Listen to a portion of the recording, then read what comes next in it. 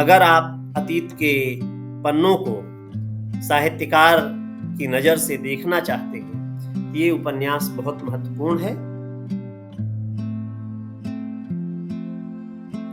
कमलेश्वर हमारे मन के भीतर, हमारे समाज के भीतर और देश दुनिया में जितनी तरह के विभाजन संभव हुए, उन सब के बारे में कुछ बात करना चाहते हैं।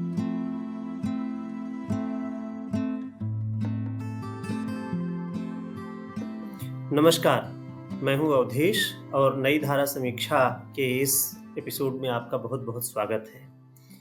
आज मैं जिस किताब के बारे में आपसे साझा करना चाहता हूं, वो कमलेश्वर का मशहूर उपन्यास है कितने पाकिस्तान। कितने पाकिस्तान उपन्यास के बारे में कमलेश्वर ने लिखा कि इसमें कोई नायक, कोई खलनायक नहीं है, क्योंकि उन्होंने समाज में जितनी तरह के विभाजन हैं, ये पाकिस्तान बनने की कथा नहीं है, बल्कि समाज में जितनी तरह के विभाजन हैं, उन सारे विभाजनों की पड़ताल करती है। इसलिए समय ही इसमें नायक भी है और समय ही खलनायक है।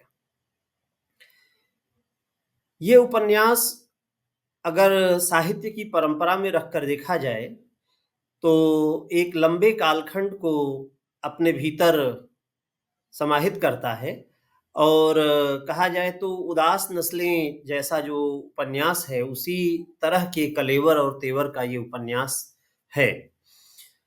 खास बात ये है कि इस उपन्यास को उपन्यास कहा जाए या ना कहा जाए, इसको लेकर के भी काफ़ी सोच विचार रहा है, क्योंकि इसने एक खास तरह का तरीका अख्तियार किया अपनी बात कहने के लिए। इसमें एक मुख्य पात्र जो है अदीब, जिसके मायने होते हैं रचनाकार। तो अदीब की अदालत में हर किसी को तलब किया जा रहा है और ऐसा संभव है कि कोई व्यक्ति जो 600 साल पहले हुआ हो, उसे किसी ऐसे व्यक्ति के साथ अदीब की अदालत में तलब किया जाए जो सिर्फ 200 साल पहले रहा हो।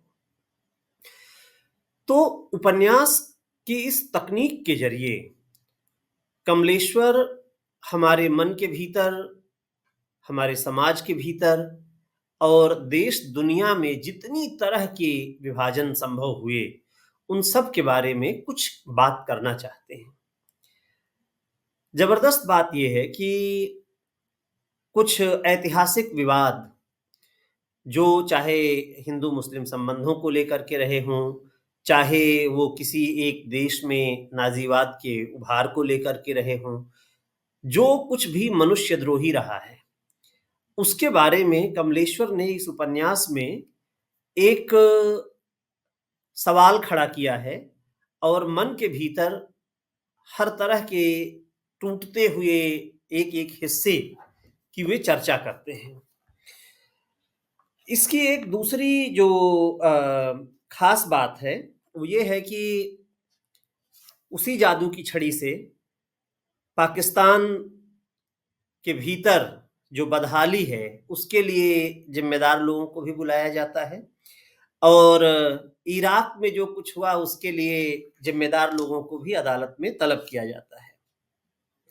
मैं एक छोटा-सा हिस्सा आपको पढ़ कर के इससे सुनाना चाहूँगा और ये हिस्सा आपको इस बात की गवाही देगा कि ये उपन्यास इतिहास की किन परतों और किस तरह के विवादास्पद प्रश्नों को भी सरल ढंग से आपके सामने रखता है। औरंगज़ेब दौलताबाद की अपनी कब्र में आराम से सोया पड़ा था। अर्दली ने बड़ी शाइस्तगी से औरंगज़ेब की कब्र पर दस्तक दी। कौन है जो मुझे जगा रहा है? कब्र से आवाज़ आई। हुजूर, आज अगला वक्त आपसे कुछ बात करना चाहता है। तो करो। माफ़ कीजिए शहंशाह, अब वक्त और अदालतें बदल गई हैं।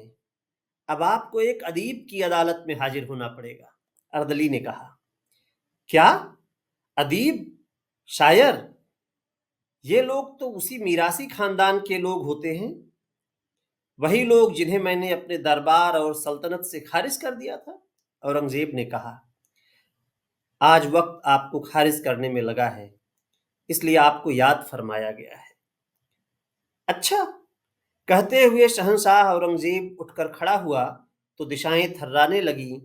नदियों ने अपना पानी समेट लिया ताकि शहंशाह को उन्हें पार करने में दिक्कत न हो। वह अर्दली के साथ चल पड़ा। अब इसके बाद औरंगजेब अदीब की अदालत में हाजिर होगा और उससे उसके बारे में, उसके शासनकाल के बारे में, लोगों के ऊपर इतिहास की किताबों में जो अत्याचार दर्ज हैं उनके बारे में उससे गवाही ली जाएगी। तो जो साहित्य या जिसे कहा जाए कि एक बौद्धिक पड़ताल, जिसे दरबारों ने खारिज किया, जिसे मीरासी कह करके भगाया गया, जिसे कहा गया कि ये हमारे राज्य के लिए उपयोगी नहीं है, अगर आपको वक्त की अदालत में खड़ा होना है तो वहां अदीब ही आपको जज की कुर्सी पे बैठा हुआ दिखाई पड़ेगा। वही है जो सबका न्याय करेगा। इस उपन्यास ने अपने प्रकाशित होने के बाद बहुत जल्दी जल्दी करीब इसके 12 संस्करण हुए और जबरदस्त लोकप्रियता इसने हासिल की। ये उपन्यास राजपाल एंड सन्स से प्रकाशित हुआ है। अभी तक इसके 2015 तक 16 संस्करण निकल चुके थे। भारत की जितनी भाषाएं हैं, लगभग सारी प्रमुख भाषाओं में इसका अनुवाद हो चुका है और अंग्रेजी के अलावा फ्रेंच, जर्मन और स्पेनिश में इसका अनुवाद हुआ है। ये बताने का अर्थ यह है कि हिंदी में लिखा गया ये उपन्यास कितने बड़े दायरे को अपने में समेटता है और कितने दुनिया के कितने बड़े इलाके में इसकी मकबूलियत रही है। अगर आप अतीत के पन्नों को साहित्यकार की नज़र से देखना चाहते हैं तो ये उपन्यास बहुत महत्वपूर्ण है। आप लोग इसे जरूर पढ़ें। बहुत बहुत धन्यवाद।